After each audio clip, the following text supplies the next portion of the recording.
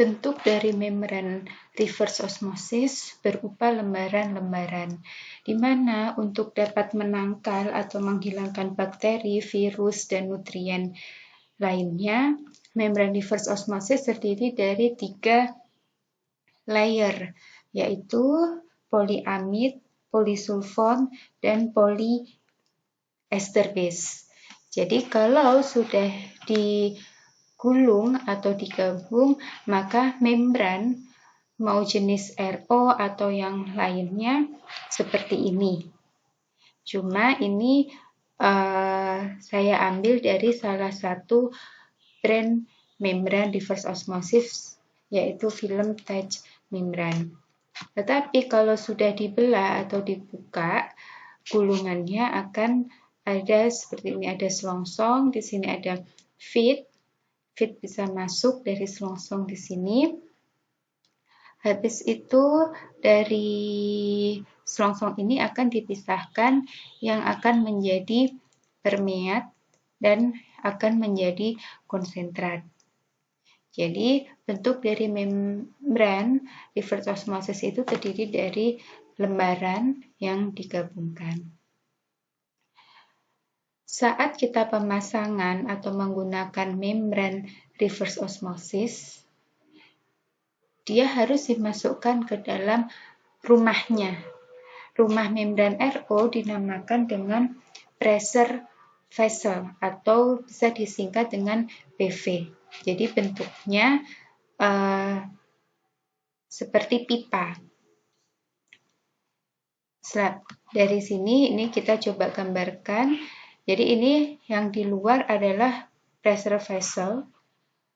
Di dalam pressure vessel kita masukkan membran reverse osmosis. Di sini ada 1, 2, 3, 4, 5, 6 membran reverse osmosis atau biasa disebut dengan membran modules. Jadi di dalam satu PV terdapat beberapa membran RO. Kalau secara rule of thumb itu maksimum satu pressure vessel adalah 8 membran RO. Kurang dari 8 tidak masalah. Kapan kita menggunakan satu PV ada beberapa membran, yaitu semua tergantung dari simulasi. Dipengaruhi oleh jenis air umpan, kapasitasnya, recovery, dan lainnya. Akan kita coba pada pertemuan berikutnya.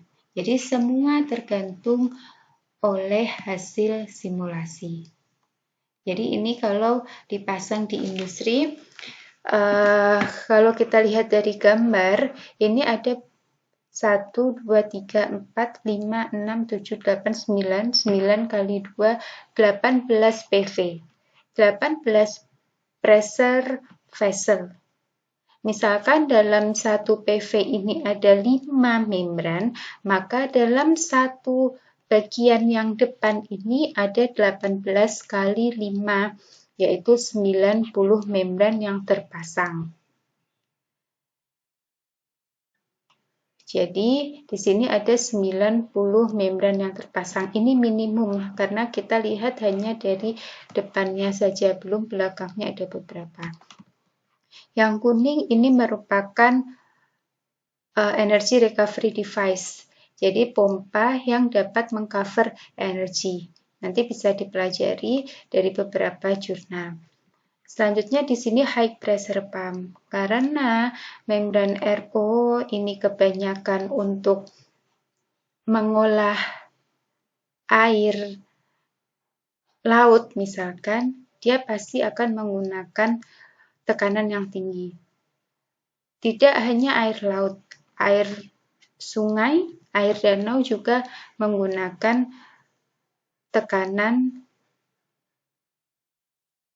yang tinggi. Berapa tekanannya akan kita ketahui dalam simulasi. Sistem reverse osmosis, kalau kita memasang pengolahan air menggunakan membran, pasti yang sebelumnya harus menggunakan sistem pre-treatment.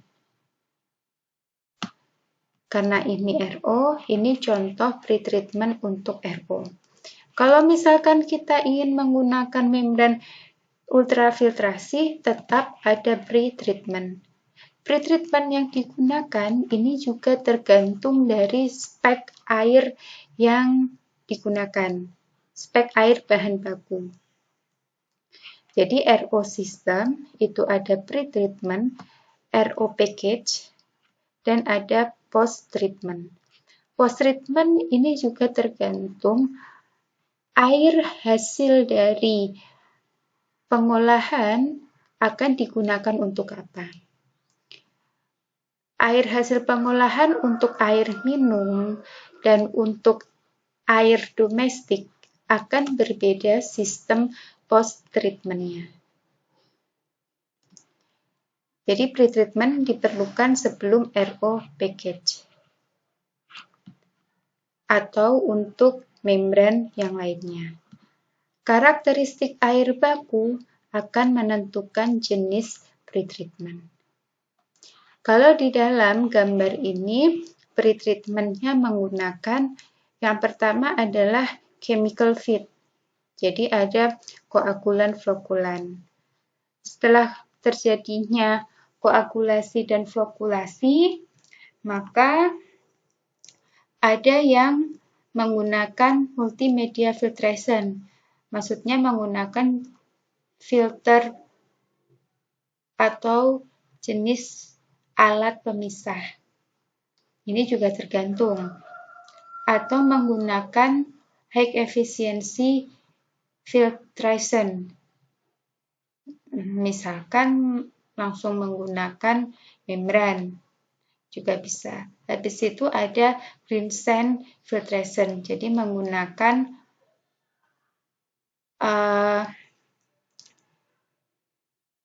pasir.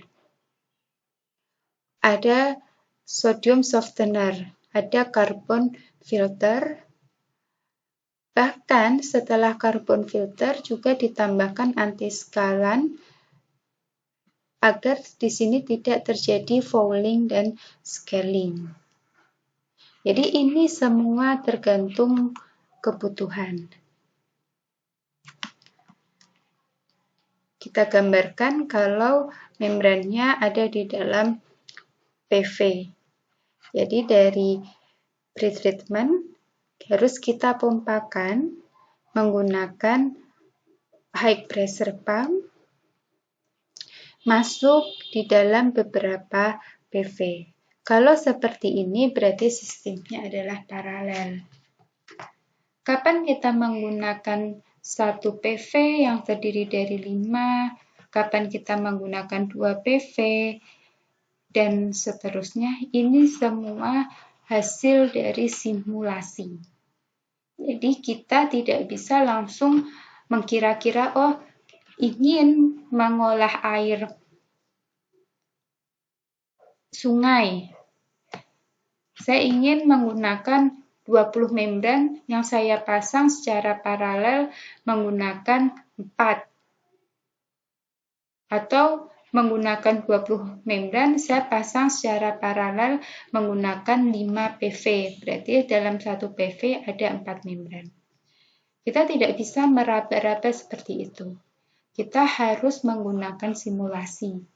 Simulasinya ini juga tergantung kita menggunakan merek membran apa. Karena setiap merek membran akan memberikan software yang berbeda. Berarti kalau kita lihat dari gambar ini, menggunakan 4 pressure vessel, 1 PV terdiri dari 5 membran, berarti totalnya ada 20 membran yang digunakan. Selanjutnya, yang biru muda ini adalah keluar sebagai permeat atau TDS yang kecil, yang merah sebagai konsentrat. Ini juga bisa kita namanya recycle atau langsung dibuang. Jadi semua dari hasil simulasi perancangan.